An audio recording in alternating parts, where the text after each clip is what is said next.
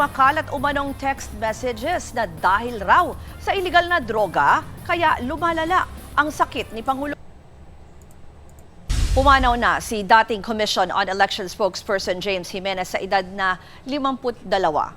Kinumpirma ito ng COMELEC sa isang Facebook post. Inalala ng ahensya ang naging kontribusyon ni Jimenez. Siya po ang pinakabata at OMG, Cara David, ayan na mga kababayan at ito pa.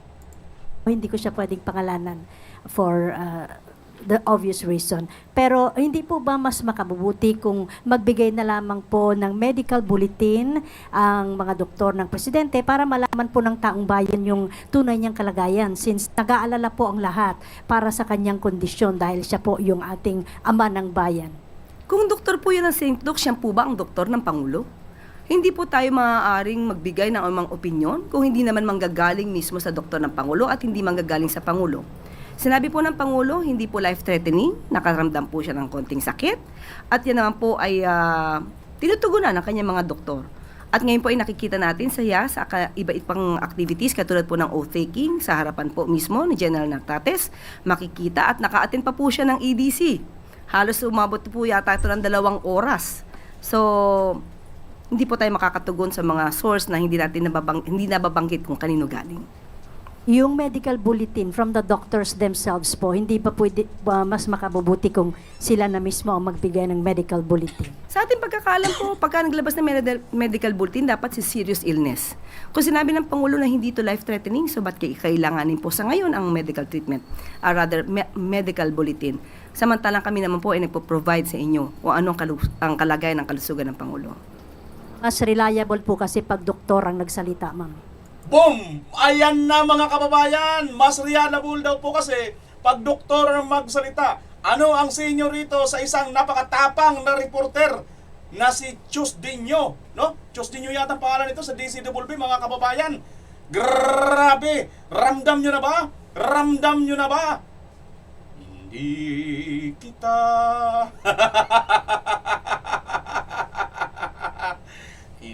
now. Ayaw ko kumanta ng My Way. Ayan na nga po mga kababayan. Mukhang itong si Miss Cara David, pasok! Nakamatagal na nagsilbing tagapagsalita ng COMELEC mula 2006 hanggang 2022. Naging malaki rin daw ang ambag ni Jimenez para madaling maipaliwanag sa publiko ang mga batas at proseso ng eleksyon. Mga kapatid, Ruth Cabalco para sa mabilis na pasada ng mga balitang dapat... OMG mga kababayan, hindi po tayo sa nag-ano, no? Kasi namatay na po ito. Hindi na po natin dapat kinukot yan, no, mga kababayan. Pero isa po ito, bata pa po ito, no? 52 lang. At dati po itong nanungkulan sa Comelec, mga kababayan. Ito na po yung parang nagisnan ko mula nagkaisip tayo patungkol dito sa mga eleksyon. Naririnig ko na ito itong Comelec na ito, si James Jimenez. Now mga kababayan, nauna na po siya kay hindi pa ako natatawa sa yung inunahan niya. Mayroon na kasi mga kababayan, malapit-lapit na. Agoy. Isang magandang araw po sa atin lahat. Muli, maligayang pagbabalik sa ating channel. Mga kababayan, ramdam nyo na ba? Day, ang gaba, dili gayod magsaba. Ito na ang sinasabi ko sa inyo mga kababayan. Ito na ang sinasabi ko sa inyo.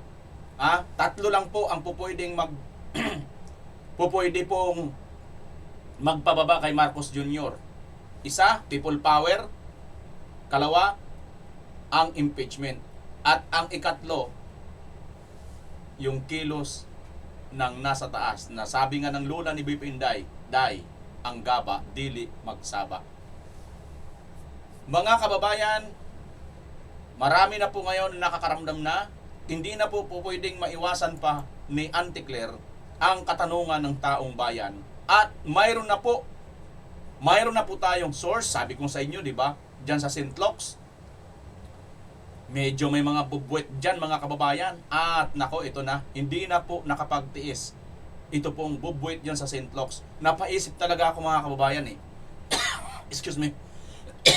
Naalala ninyo si Dr. Mata, di ba sinabi niya, ito, infection na ito kasi diverticulitis na ito eh. Diverticulitis na, di ba?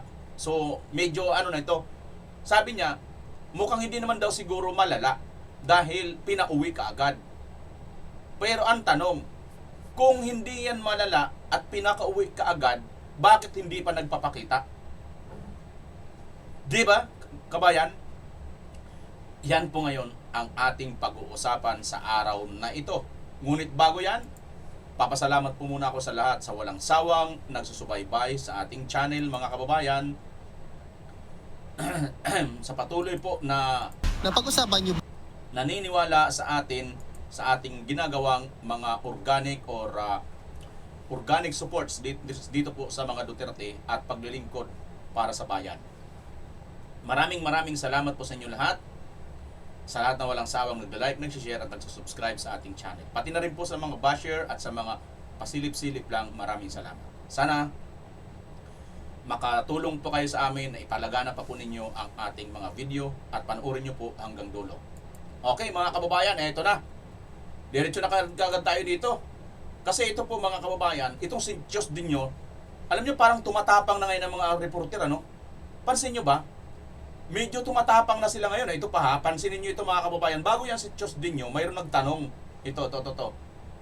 Atras tayo ng konti.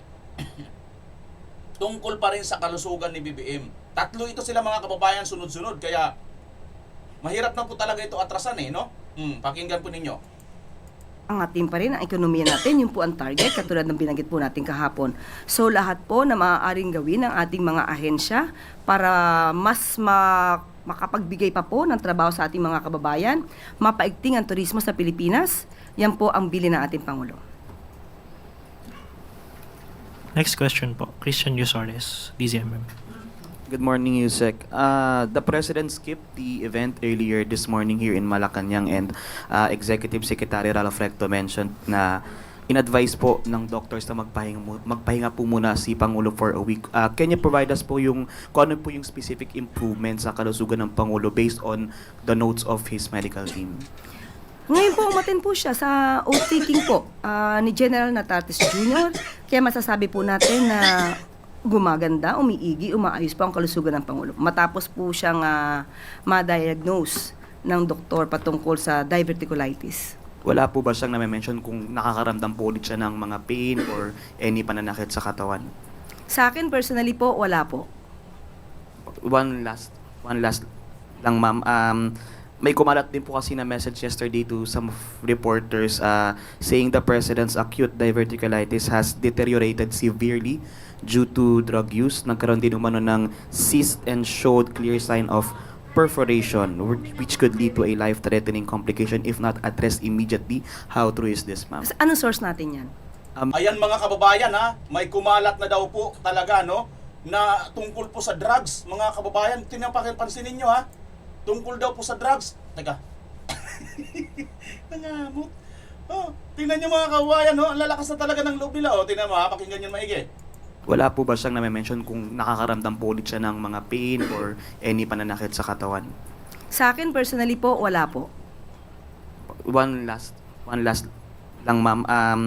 May kumalat din po kasi na message yesterday to some reporters saying the president's acute diverticulitis has deteriorated severely due to drug use. Nagkaroon din OMG mga kababayan, kumalat na daw po ang sakit ni BBM, diverticulitis due to drug use. Ano kaya ang drugs na ito mga kababayan? Huwag ka siya masyadong ibig sabihin yung legal drugs, masyado nang sasobrahan. Overdose. umano ng cyst and showed clear sign of perforation which could lead to a life-threatening complication if not addressed immediately. How true is this, ma'am? Ayan na mga kababayan, ayan na. Di ba sinasabi nila noon ni Marcos, this is not life-threatening. Allah, yun na pala mga kababayan, kumakalat na po ito. Tandaan po natin, pag mayroon pong usok, may apoy. Kung may apoy, may usok. Sabagay, mayroong apoy na walang usok. Pero pag may usok, may apoy. Mga kababayan, siyempre, pag may naamoy kang mabantot, may umutot. Ay! Source natin yan. may mga sa Viber lang po, ma'am, may mga naka-receive po sa iba sa amin from a unknown number. O kung unknown na O, kita nyo?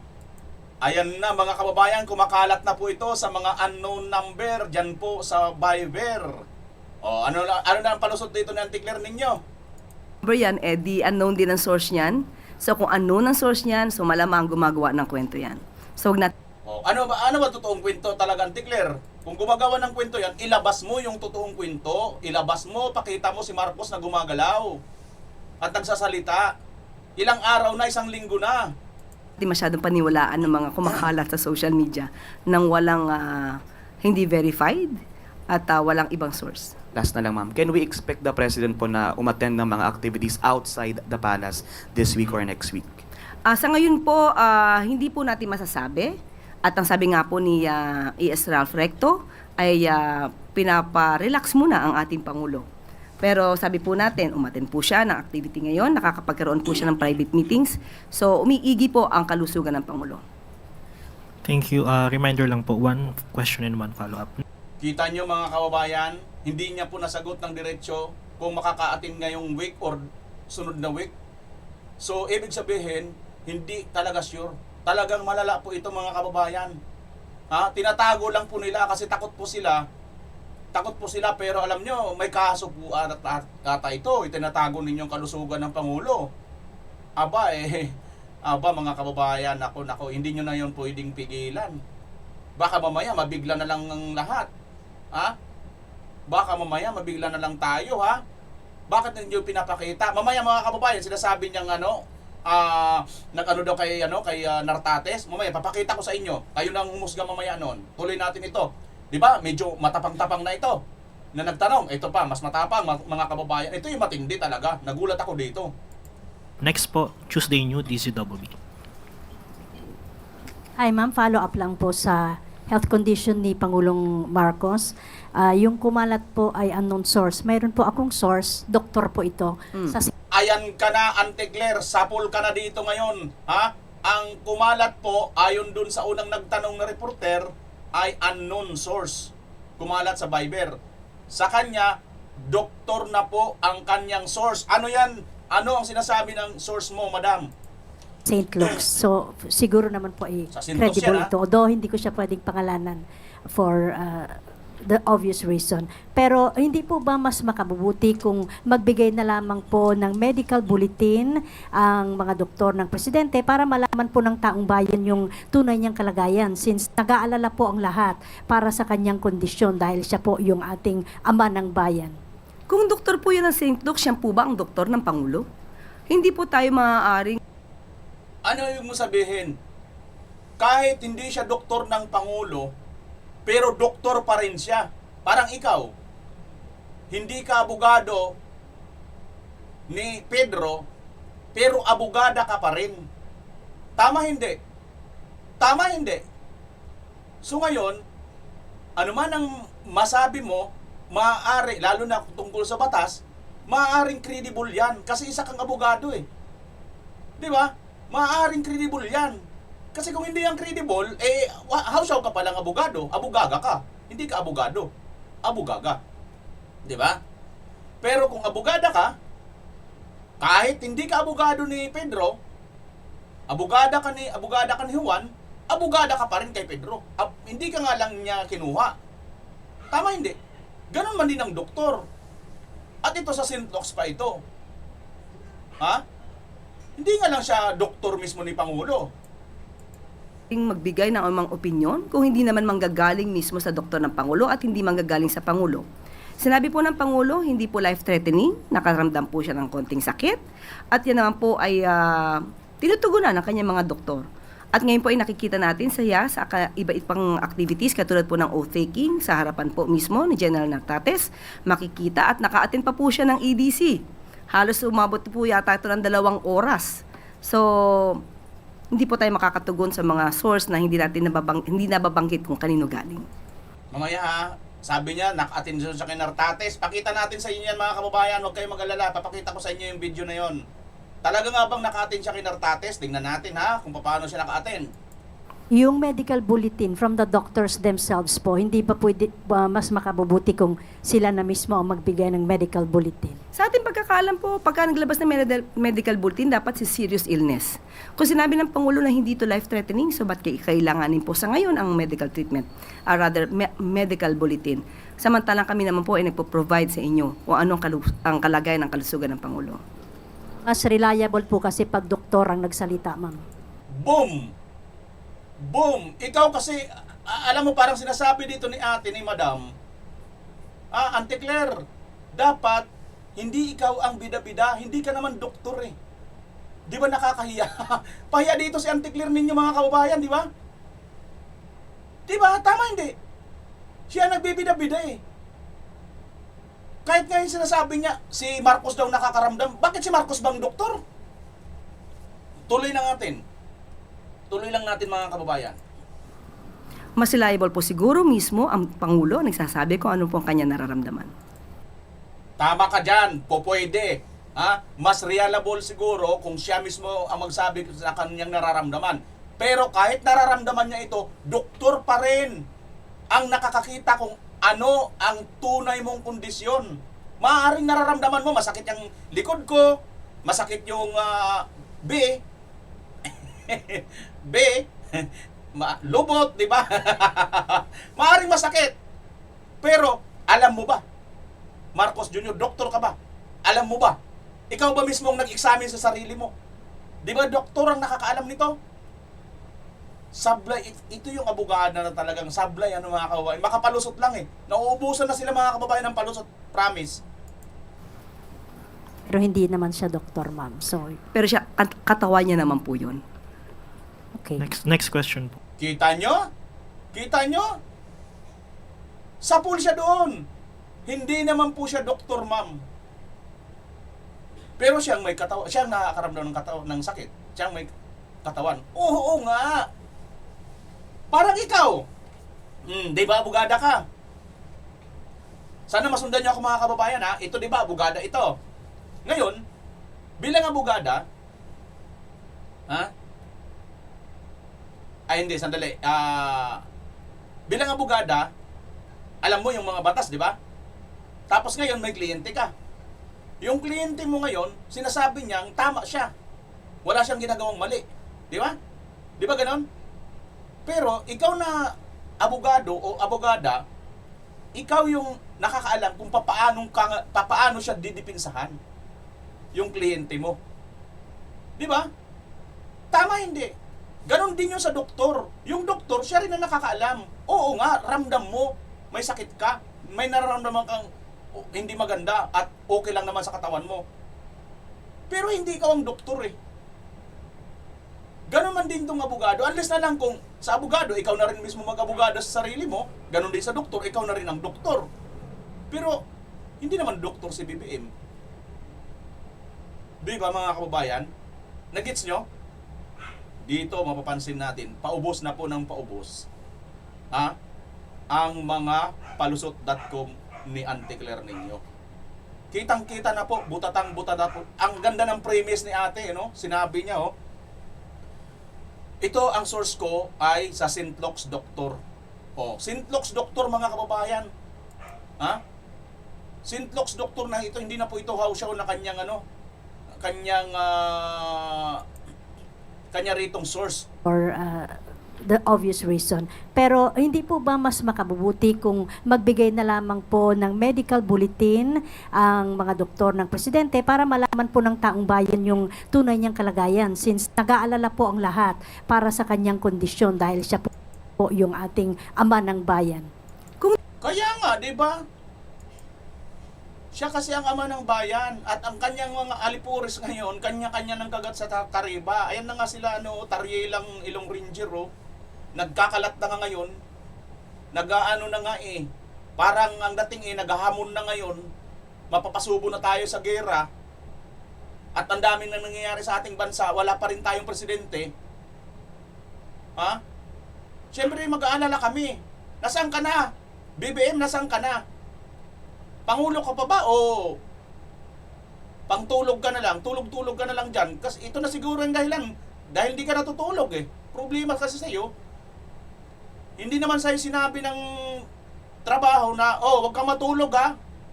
Kinarer mo naman masyado, hindi ka na natulog. Palibasa, meron kaya atang agimat eh. Hinira mo na bang agimat doon kay ano, Ramon Revilla? Ha? Anak ng teteng naman talaga, oo. Di ba mga kababayan? So dito, maliwanag, nabubutata po dito si Auntie Claire, nauupusan na po na unti-unti na pong nababawasan o unti-unti na po, ha, mga kababayan, unti-unti na po ang lubot. Lalalala! Lala! Kabado na sila mga kababayan. Ay nako. Ay nako. Kaya siguro si Vice President Inday Sara Duterte at saka si Tatay Digong, hayaan mo na yan, Day. Siguro alam mo, nakikinita ko lang ngayon, parang, alam mo pag nag-uusap sila Tatay Digong at saka si Vice President Duterte, baka siguro ganito na lang yun, ha. Diba, tatay, sabi ni Tatay Digong, hayaan mo na lang yan, Day. Kasi, dahil nga sa mabisyo yung taong yan, magugulat na lang tayo isang araw eh. Overdose na yan. At alam nyo na. Hayaan mo na lang yan, Day. Paubaya mo na lang muna yan. Kasi kung talagang para ka dyan, hindi, nasabi rin naman Tatay Digong ito eh. Kung magpe-presidente si Inday, magpe-presidente talaga yan. Pero kung hindi yan magpe-presidente, hindi yan talaga magpe-presidente. Parang si Tatay Digong. Di ba? Out of nowhere, mayor lang ng Davao City pero naging presidente. Nang walang oligarkong nagsuporta. Ordinaryong Pilipino talaga ang nagsupport sa kanya. Di ba? Kaya naman, nang siya po yung nanalo, ipinagtanggol niya po talaga ang ordinaryong Pilipino. Which is yun naman talaga ang dapat. Kasi matagal na tayong pinagharian ng mga demonyong oligark. Mga gahaman ng mga mayayaman, mga magnanakaw ng mga politiko. Di ba mga kababayan? Kaya ngayon siguro, habang nag-uusap sila, si BP Inday at si Tatay Digong, ano na lang, sabi siguro ng Tatay Digong, hayaan mo na yan, Day.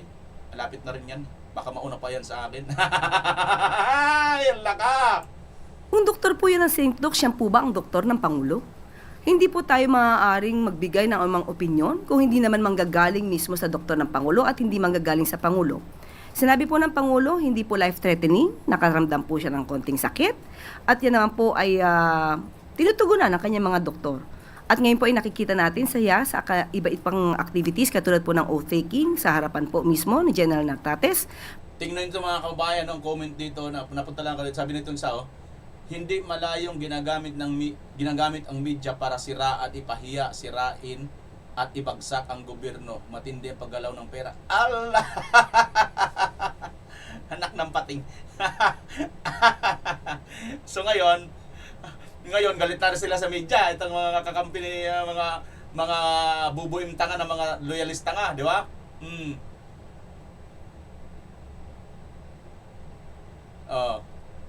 Kita nyo, ito, wow, ganda ng panukala ng Pangulo natin. Di ba? Blooming na blooming pa si Yossi Claire. Syempre, nandito to sa, sa RTBM Malacanang talagang dito to, sip-sip to lahat. Makikita at naka-attend pa po siya ng EDC. Naka-attend daw siya kay Nartates, mga kababayan. So, ito, pakita ko sa inyo. Tingnan nyo nga, mga kababayan, kung si BBM nga ba talaga ito. Panoorin natin. Opisyal na nanumpa si Police General Jose Melencio Nartates Jr. bilang ika-32 hepe ng Philippine National Police. Sinalubong siya ng arrival honors sa pagbabalik nito sa Camp Crame. Magbabalita live si Edniel Parosa. Edniel, you will be binigyan ng honors your commitment. Bagong police. We build a police organization that is operationally capable, morally upright, and responsive to the people we are sworn to protect. Inaasahan ko ang inyong suporta. Maraming salamat. Bago siya sinalubong sa symbolic seremonya sa kanyang pagbabalik dito sa PNP headquarters. Sa kanyang talumpati, pinasalamat ni Nartates ang PNP, ang kanyang mga class sa PMA Class 1992 at iba pa na kasama sa kanyang paglalakbay. Mensahe niya rin ang patuloy na unity o pagkakaisa ng hanay ng pulisya habang sinusubukang labanan ang kriminalidad gaya ng tagupilis ni PBBM. Pakinggan natin ang 30 PNP. your unity and your commitment. Together, we build a police organization that is operationally capable, morally upright, and responsive to the people we are sworn to protect. Inaasahan ko ang inyong suporta. Maraming salamat. Bago ang pagkabit ng pinakamataas na ranggo ng PNP, tumanggi ang sinundan niyang PNP chief na si MMJ General Story III na mayroon siyang dilagdaan na optional retirement. Pero naayos ito ng Malacanang, patunay ng natuloy na promotion at ngayon ay arrival honors para sa bagong Police General. Ako si Ednel Barrosa na DZWH, una sa Pilipinas, una sa Pilipino. Live mula sa Campo Crame, maraming salamat, Edniel Parosa. Una sa Pilipinas. Tingnan nyo mga kababayan, no? Ang layo ni ano, oh. Ang layo ng tingin ni Nartatis, oh. Hala. Pagkatapo, ay, hindi nyo pala nakikita masyado, ano? Hindi, ito ha, sandali. Adjust ko lang ng punti ito para makita ninyo mga kababayan. Pero si BBM kita naman, oh. Ang layo ni Nartatis mga kababayan, oh.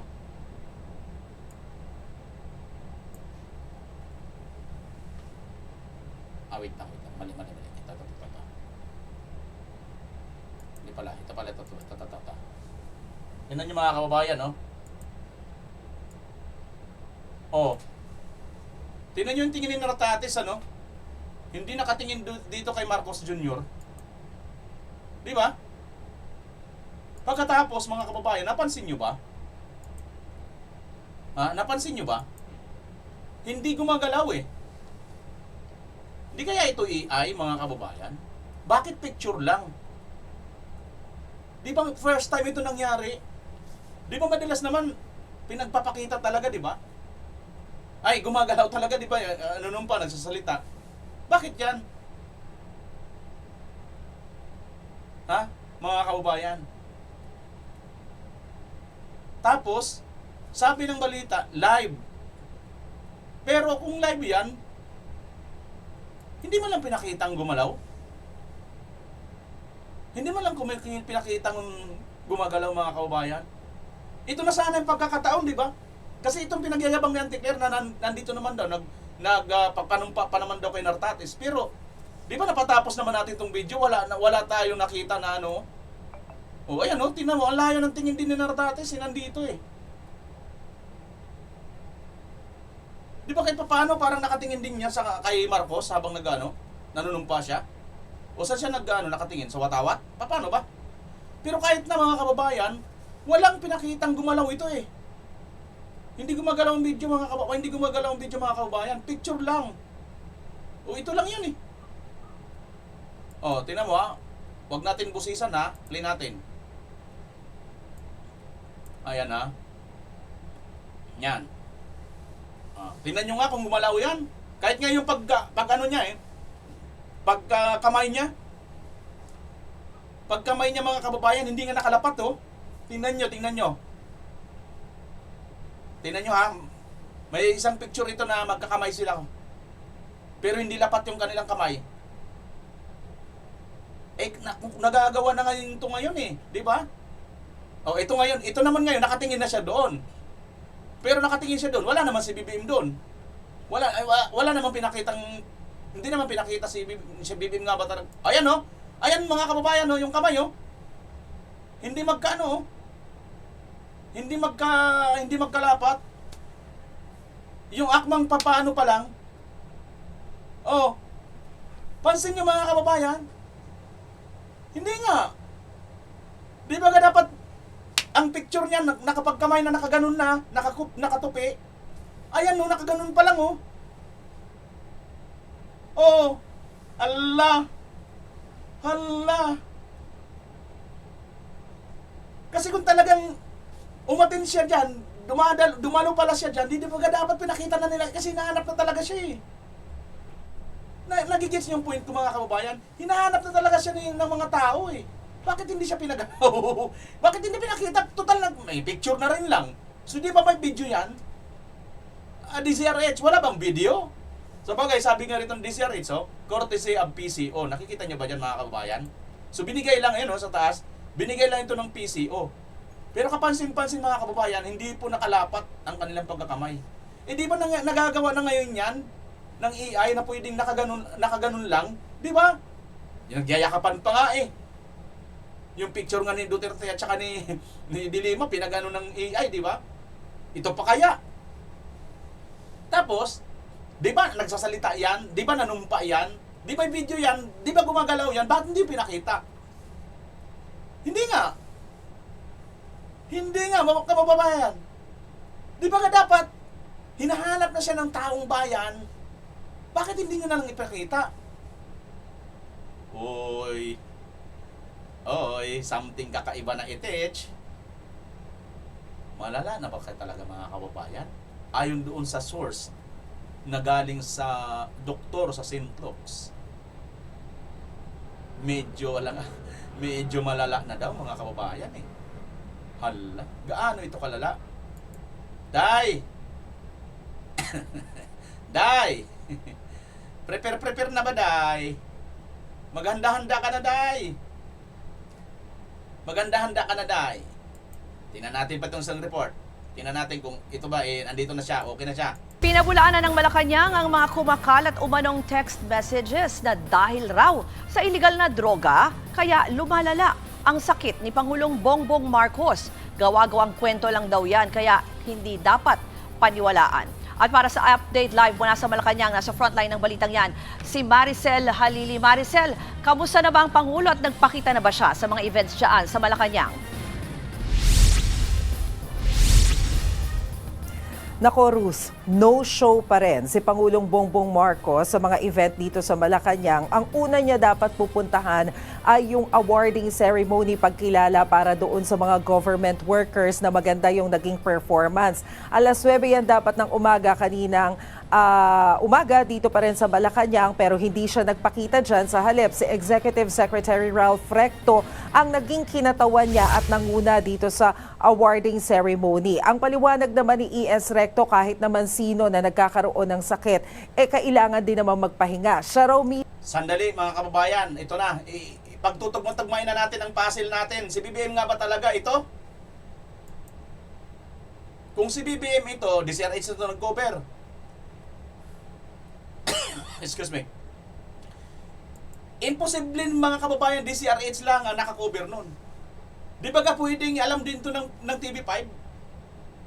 Kasi kung ito, gumalaw ito hindi lang ito picture na binigay sa DCRH. Di ba ka dapat pinakita ito? Na gumagalaw si BBM, tapos nagsasalita si BBM, pinapanumpa yan si Nartates. At di ba ka dapat alam din nitong mainstream media? Sa tingin niyo mga kababayan, sino ba mas malaki? News 5 o DZRH? Alam ko, ang dinig ko, kauna-unahan.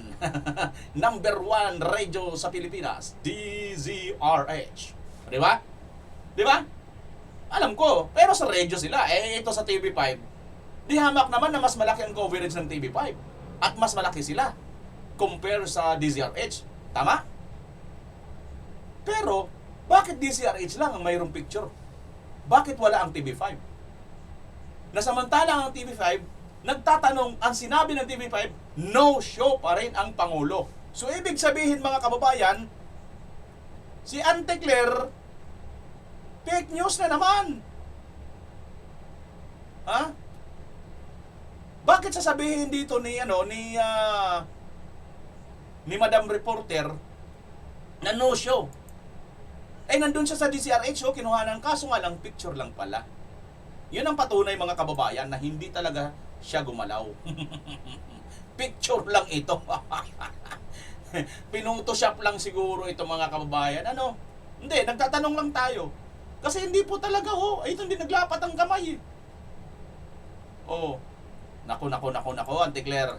mismo na-diagnose na nagkaroon din ng diverticulitis noong nakaraang taon at kinailangan din naman niya na magpahinga ng 1 linggo kada episode. Doon sa 2 beses na diagnose siya nito. Pero sa ngayon daw, ang sinasabi naman ni Palace Press Officer Undersecretary Claire Castro, hindi naman kailangan na mag-release pa sila ng medical bulletin dahil inire-release lang daw itong medical bulletin kapag serious yung kondisyon ng isang Pangulo. Pero sa ngayon, mismong si PBBM naman daw ang nagsabi na hindi naman daw ito life-threatening.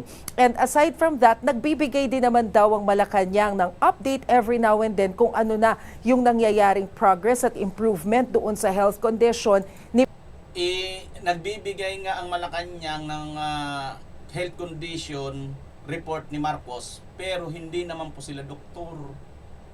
Sino ba ang mas credible?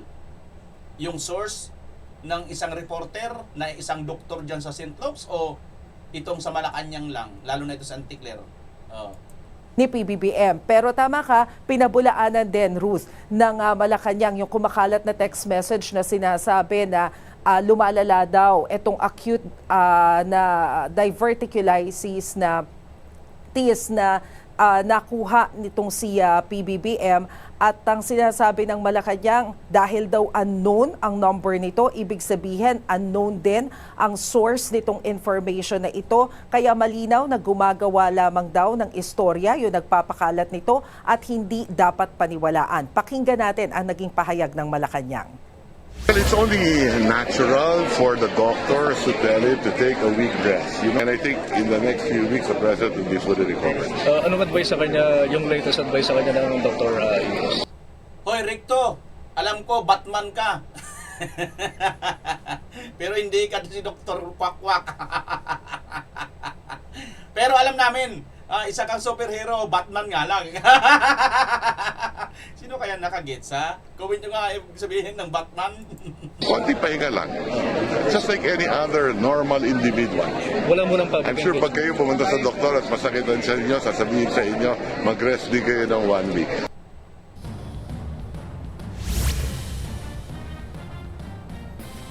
Ruth, sa ngayon hindi pa natin tiyak kung kailan muli magpapakita sa publiko itong si Pangulong Bongbong Marcos, bagamat meron siyang mga naka-line up din na activities dito sa Malacanang, pero antabayanan na lang natin in the next few days kung kailan siya magpapakita sa atin. Ruth? Tanong na lang din kita kung may reaction pa ulit ang palasyo tungkol dito sa impeachment, lalo na yung sinasabi dyan sa Committee on Justice na posibleng ipatawag o paharapin ng Pangulo bilang respondent pag tinatalakay ang impeachment complaint.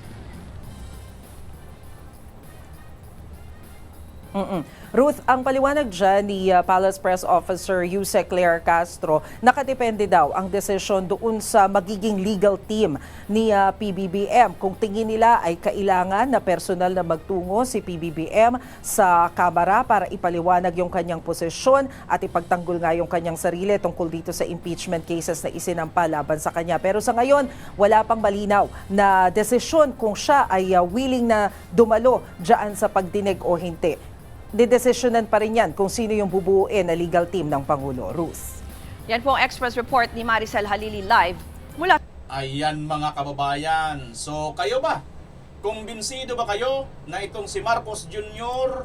ay wala lang, nagpapahinga lang? Sakit lang yung lubot. Nadali lang sa kasi ng tubig eh. Yung tubig ba? Bakit kasi yung tubig? Napaka-persado naman itong tubig na to. Matigas ba? Di ba malambot naman ang tubig, mga... Ay, nako.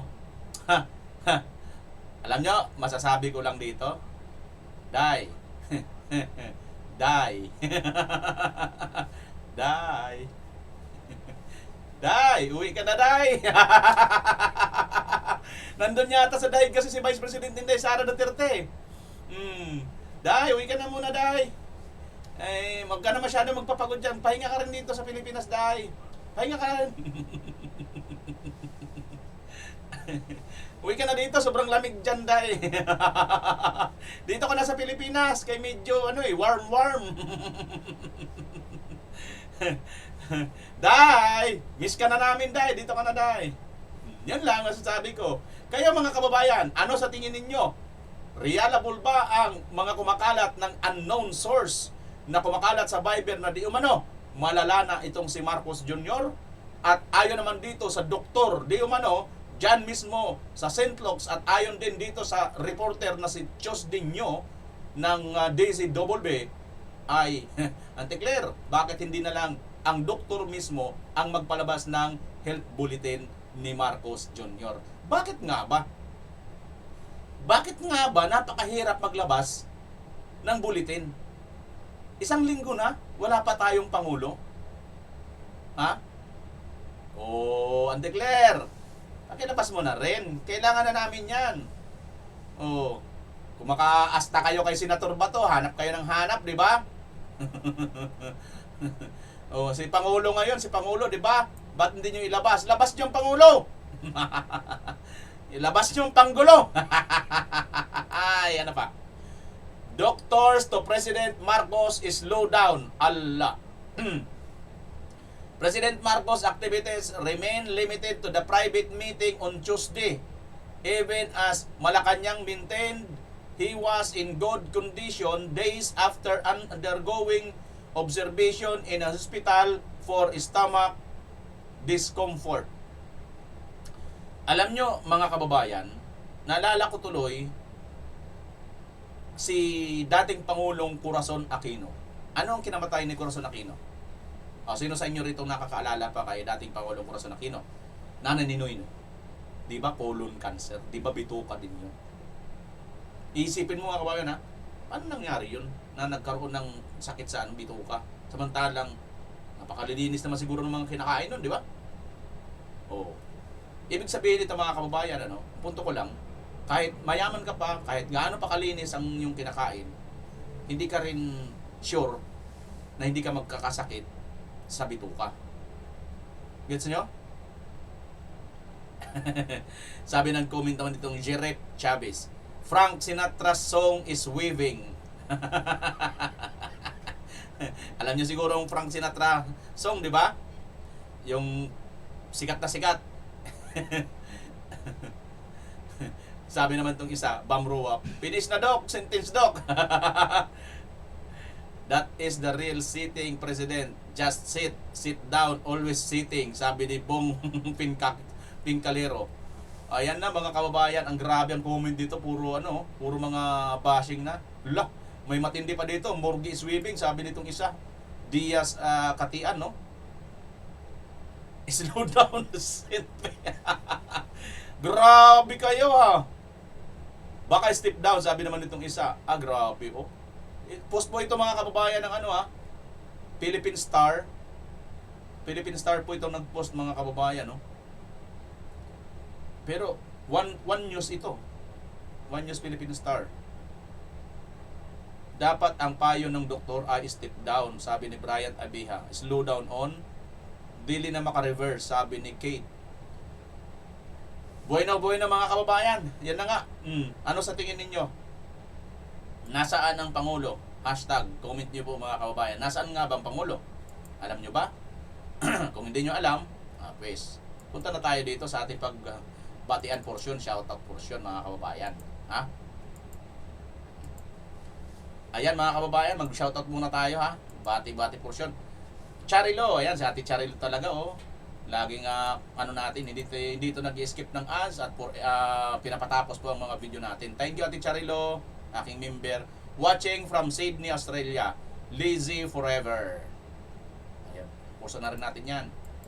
Watching from Hong Kong. Terry Cunera. Yan.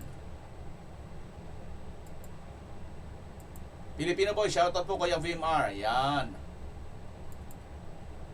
Mahalo say, good morning Sir VMR. Yan.